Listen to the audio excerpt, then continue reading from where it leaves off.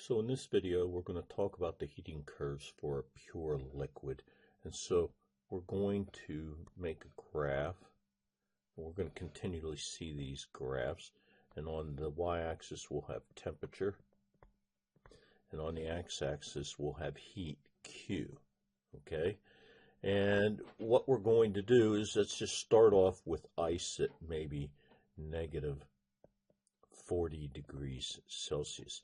So as we add heat, the ice starts to warm up, and it warms up, and it follows the equation that you had in Chem 101. So when the temperature is changing, it follows the equation Q equal mc delta T, or you might have saw it M specific heat delta T. Same equation. So it goes up until it hits the freezing point at 0 degrees, or the melting point. They're the same point. At that point, all the energy goes into melting the substance. And this heat here is Q equal the enthalpy or heat of fusion times the amount, the moles. So for this section of the line right here is controlled by the delta H of fusion. And in this section, we have both solid and liquid. Down here on this portion of the curve on the left in the blue, it was only solid. Once all the solid has melted, then it starts to heat up again.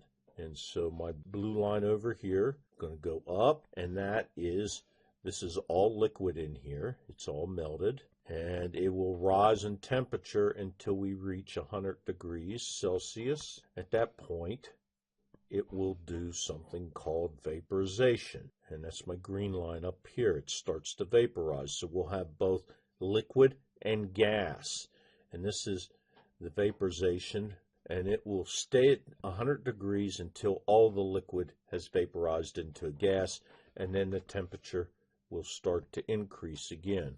So this will be Q equal mc or S sub h delta T, and that would be this line here, and the green line would be Q equal the delta H of vaporization times the number of moles. And so these two that I'm outlining here are enthalpy changes or heat changes, delta H. And the vertical ones, or the ones that are slant over here in yellow and here in yellow, follow Q equal M specific heat times delta T. Okay? You're not going to have to do the calculations, but you might be asked some questions.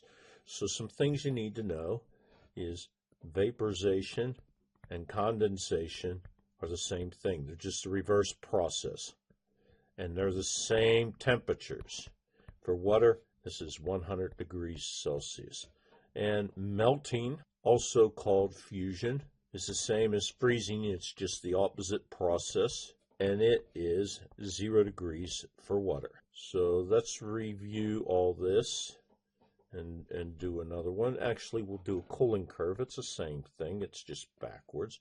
If I do a cooling curve, I start with a gas, and I drop till it's condensation, and if it's water, it will be 100 degrees, and this is the condensation point, 100 degrees, and then when it's all condensated, when I've turned all the gas into liquid, then it drops again, and it'll drop until it hits the freezing point, 0 degrees Celsius. This is freezing, and then it'll drop more. So I have a gas up here, I have a gas and a liquid on the level parts.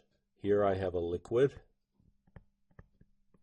and here I have a liquid, put it below, liquid and solid.